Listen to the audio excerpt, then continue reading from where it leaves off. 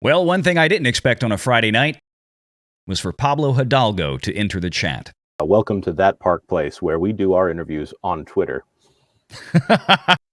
Here we go.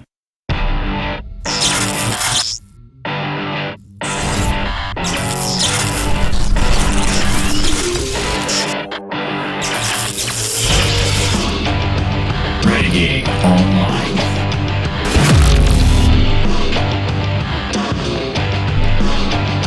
Well, folks, welcome back. It's another great day here at Valiant Renegade. It's great to see all of you out there once again. And if you are like one of the many folks watching this video, not yet subscribed to the channel, please make sure you take a moment, hit that like button, hit that subscribe button, hit that notification bell, share this sucker out on the social medias. And of course, please do leave a comment below this video before you head out the door today. Once again, as we do this from time to time, this is going to be a more abbreviated conversation for a much longer conversation that we're going to have on the Sunday live stream, 5 o'clock U.S. Central Standard Time, Renegade Online, right here on the Valiant Renegade channel. And we're going to give you a little bit of a taste of things to come because this is too much to do in a short video. But effectively, we had a lovely little chat last night on Friday with one Mr. Pablo Hidalgo of the Lucasfilm story group at the Walt Disney Company. And we got far more engagement from Mr. Hidalgo than we could have possibly anticipated. The conversation lasted on Twitter for probably somewhere in the range of about 2 hours. There's a lot to unpack here. But two of the other folks involved in the conversation, in fact, one of them was the one that got Mr. Hidalgo to start reaching out and engage in this conversation, both from thatparkplace.com, WDW Pro, and investigative reporter Jonas Campbell. Gentlemen, welcome back to the show. Let's talk about this with Mr. Hidalgo here, because this was fascinating to me. What in the world happened? Yeah, I don't know. And I'll say off the bat, I know, look, a lot of us on YouTube, obviously, especially those that follow Star Wars, are very familiar with some of the interactions that Mr. Hidalgo has had with other big personalities, particularly on YouTube, as well as on Twitter. And you know, you could say that Pablo has probably put his foot in his mouth a couple of times. And yeah, so I get it. But instead of, you know, once I think Mr. Hidalgo decided to engage with us here, I wanted to keep the conversation going. We all wanted to keep the conversation going because I think we were all trying to learn something new here. Let's get the other perspective. Let's see what he has to say. This is what makes for interesting conversation. So Jonas, you got this going. So walk us through what happened here. All right. So for those of you who are not aware of the situation, we originally were reporting on a rumor to be taken with a grain of salt that included the name of Pablo Hidalgo in it and about his employment status at Lucasfilm in the near future. This has been something of constant speculation over several years. And eventually we were getting some engagement, some of it negative, some of it positive. And after a while, Pablo Hidalgo entered the chat. Yes, he did. So let's say too, let's put a little context around this. I have interacted in the past with Pablo Hidalgo. He's not been happy with some of the coverage from That Park Place in the past. And, I recognize that when there's a negative story about someone, you're going to have a certain type of reaction. But we also, when there are positive things about Star Wars, Lucasfilm, etc., we're happy to report on that as well. One of the first stories we did was on the massive ratings blast that came out of having Luke Skywalker appear in the Mandalorian the first time. And we all know that Pablo Hidalgo was on the set of that. So, we're not trying to be overly negative. The other thing is that what was going on here is an individual, and Val, let me just go ahead and say who started the rumor. Do we want to give credit here? Oh, absolutely. Go for it. Okay. Cameron Pasha had said that he had seen or was shown or was in possession, or however you want to figure that out, of documents showing who will be exiting Lucasfilm when Kathleen Kennedy leaves. Now, Cameron Pasha just had, literally months ago, he had the exclusive world first scoop on the Disney hiring freeze, which was one of the biggest entertainment stories of 2022. Why was it one of the biggest stories? Well, because it predicated all of this stuff we're seeing at Disney right now, where you've got the CEO gone, you've got a new chairperson of the board. You've got internal strife with somebody trying to get on the board from and fighting against the institutional investors. So he got all that, and credit to him, right? He's not affiliated with that Park Place. Mm-hmm. He's not one of our writers. We're friendly with him because, that it's a great relationship to have, to be friendly with people. But that is to say that when he came out and said, hey, I've got this information, and Pablo Hidalgo and 75% of the Lucasfilm story group are on the way out, that has enough gravitas now, given the depth of what he previously reported, that has enough gravitas that we have to talk about it. And so we reported on that Park Place, and we did a video on it. And so then that gained the attention of Pablo Hidalgo, who was again critical of us doing that. And we essentially just started the conversation by responding back that, listen, we've got to cover this. We're not speculating. We're not just asking questions, as I think was his original critique, right? We're not using the cover of rumor to avoid any kind of legal trouble and be able to say nutty, crazy stuff. We're literally analyzing the latest report from a guy who had had one of the biggest scoops of the year last year.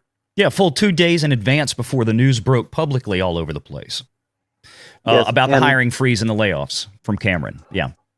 Right. And Pablo Hidalgo chimed in with, I think, a decent question, which who knows if he was just being humble, who knows his philosophy on this. But he said, why do you think that I am so important to be in the same conversation with these executives who are running company-sized legs of the Walt Disney Company? There this it is. Right here, I believe. Honest question. Do you think I'm at the same level as those execs? Is this what your research has uncovered? I'm genuinely curious as to why you'd think that. It doesn't take research to read the news every day. And also he really seemed to come out humbly and question why we were talking about it. This is a person who has been attacked online for years. Whether or not that's deserved is a matter of debate. Yeah, and I know a lot of people are out there watching right now cringing because they're thinking that, he's put himself in that position. We understand all that and folks' feelings. But again, at this point, we're going to take this at a professional level to have this conversation, which you were doing, Jonas. Well, let me jump in real quick and say, too, that part of our job is to act civilly, because what we see out of so many of these media companies is incivility, right? They don't treat their fans the way that they should be treated. They treat them with disdain. They loathe them at times. And so I think that Mr. Hidalgo was expecting that we were some sort of troll farm, right? We were out there just to produce stupidity. And Jonas correctly pointed out, it would be much easier to dismiss us if that were the case. But we're actually reporting on substantive issues and reports. And by us being very civil and opening up that opportunity, it sort of allowed him to enter into this from a position that you don't normally see him presented in, which was he was able to be respectful towards us. We were able to be respectful towards him.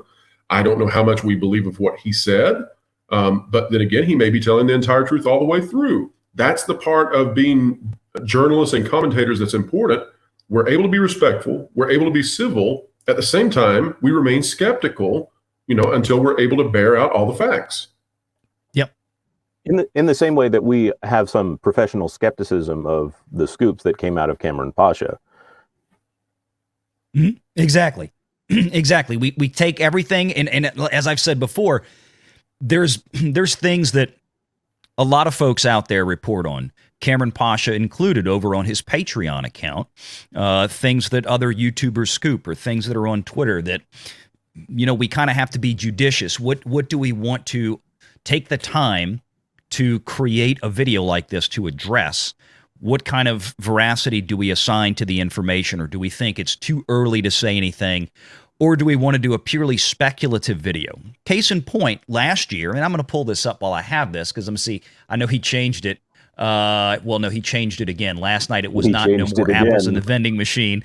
I think what did he made a status or profile. So after I responded to him the first time, and then Jonas was far more successful than me, right? So I came back with a direct response when he criticized that Park Place, and I said, we're covering a story out of somebody who had a major scoop, and we're analyzing it. And I just laid that out there because he was being highly critical, and so I think to further his criticism, he changed his little description on Twitter to content creator. Yep. And so now he's changed it again. But Jonas came in with the right tact to be able to start fomenting a conversation. And then we were able to get quite a bit of useful stuff out of that conversation, and some stuff that I think is headline worthy that we'll surely discuss either in this video or coming up on Sunday. Yeah, I think more on Sunday because, again, this is just to kind of give people a bit of a tease here on kind of what went on, because we could go on for 2 hours talking about everything that was said. And one thing I was going to bring up, on the speculative side of things, I mean, I even made a video based on a profile change, and he had another one after content creator. I just can't remember what it was. Yes, I have it screenshot. Jonas, do you recall collateral what it was? Damage, yes. Collateral damage. Yes, that was the next one, and then we're to this one. So when he did these changes like last year, all of a sudden he had Lucasfilm in his bio since forever and a day. And then all of a sudden people started noticing that everything regarding his Lucasfilm position had been completely stripped from the bio.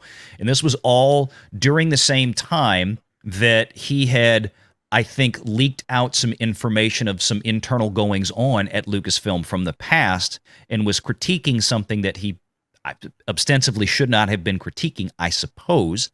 And then the speculation was he released from duty? Was he suspended? I made a video about that. One of the biggest videos I ever did.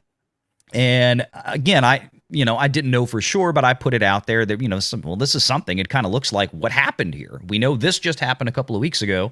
Now we've got this. So something's going on. It definitely was something. It just wasn't a you're fired something, but it was definitely a something. And I found that to be very interesting when we were talking. And again, we'll discuss this more in the next video. Mm-hmm. But I found this very interesting because he affirmed on Twitter to us, I really just couldn't believe he did this, but he affirmed to us that there are parts of the sequel trilogy that he really doesn't like. Mm-hmm. And that was something for him to say yet again. And, it made me wonder how many people at Lucasfilm sort of feel stuck. Because I have contacts at Lucasfilm, and oh my gosh, do they feel stuck. But, I just wonder how many people there just don't know how to get Star Wars back to where it needs to be, because the people in charge aren't doing the right things to make that happen. And one of the things I said back to him when he was talking about how he has problems with the sequel trilogy, I said, that's the crux of the matter. Mm-hmm. The fans don't want their heroes to go out unheroically, and that's canon. And that they've got to get away from that. There wasn't a response to it, but that's how I feel. That's how the fans feel. And it should be how it's felt all through Lucasfilm, but they're not taking steps towards that. One of the things that Mr. Hidalgo did repeatedly is he sort of poo-pooed his powers at Lucasfilm. He was quite humble, and maybe overly so, in what effect he has at the studio. Yeah, that was a bit surprising, and I can't find it right now because this chain branched out in so many different directions. But let me say this, because one of the things that he and I engaged on was when I asked about some of the DEI, the diversity, equity, and inclusion initiatives that Disney has engaged in, and is, what role does the story group play in implementing those strategic decisions at the Disney corporate level? And he's like, well, I don't work. That's when he kind of got into I don't work for Disney. I don't know what they're doing. I don't know anything about that. The directors that we hire and the writers come in and they pick who they want to put in there. And I'm thinking, it's been pretty well publicized that Disney has made it a point for DEI. I mean, the Reimagine Tomorrow program wouldn't exist if they didn't. We wouldn't have the statements that have been made by a lot of people that were attending. And we know about the 50-50 ratio. Yes. We know that's there. Yeah. Mm-hmm. We know that's there. So he was, I think, playing a little coy on that, and that's fine. And genuinely, maybe he really has no care or knowledge of it. I mean, I kind of feel like I doubt that, but then again, I just don't know. But again, the conversation was interesting enough to where we needed to have this conversation today here on this video, and then to kind of expand on it tomorrow during the live show. So, gentlemen, any kind of final thoughts overall on the conversation, or any other high points you want to mention that we're going to want to definitely talk about more tomorrow on the live stream? Well, let me take round one, because Jonas did such a fantastic job that I feel like he deserves the final word. I mean, Jonas really did drive this forward, and he's a true asset for that Park Place as the investigative reporter, and he's really making a name for himself already just in the time he's been there. I mean, how many sites out there covering pop culture, covering Disney, covering entertainment? How many sites out there are actually making some progress in understanding people like Pablo Hidalgo? Mm-hmm. I can't think of very many at all. The trades don't do this. The access media really doesn't manage to do this. And here's Jonas Campbell out there knocking it out of the park. So I think he deserves the final word. What I would say is that there's some major news that we will be breaking over time that came out of this Twitter conversation. There's a lot of stuff that if you really read between the lines, you can figure out what's going on based on some of the things he said. I'll give you one example of what we'll cover. Because we have various sources in Lucasfilm, also surrounding Lucasfilm with partners, we have a very good idea of what occurred around the Kenobi series.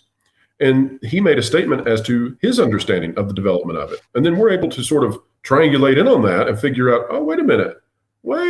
Now I'm starting to understand something new. And so there's going to be a lot of stuff that's going to come out based on us being able to connect the dots, because of the fortunate position we're in to have other people who can tell us a little bit more about it and expound on the situation. So everybody hang tight. We're going to get into this. It was like you said, it was a very long thing, and it was constant. We're not talking about it was 2 hours and every 30 minutes he was responding. No, it was 3 people talking to him, and bang, bang, bang, bang. Jonas will have to tell us the quip he made that I thought was quite clever. So Jonas, take it away. The comment I made, and it was in our internal Slack, was welcome to that Park Place where we do our interviews on Twitter. Yes, very, very much indeed. First of all, I was very surprised by the whole situation, and if I can place anything on this, one, he was probably being nice because he knows that he has a reputation. 2, we were presenting him with an opportunity to get the word out, and we were trying to be very clear that we were not here to try to crucify him in front of the public. We were saying to him, if you had the opportunity to respond to this, if this is the thing that you are known for, if someone reads this article in Variety, what is the next thing you want them to read? And I think that giving him that opportunity, being kind and not just trying to rage bait and get clicks. Of course, we enjoy every view we get. But the conversation is important, because at some point we would all like to enjoy Star Wars again.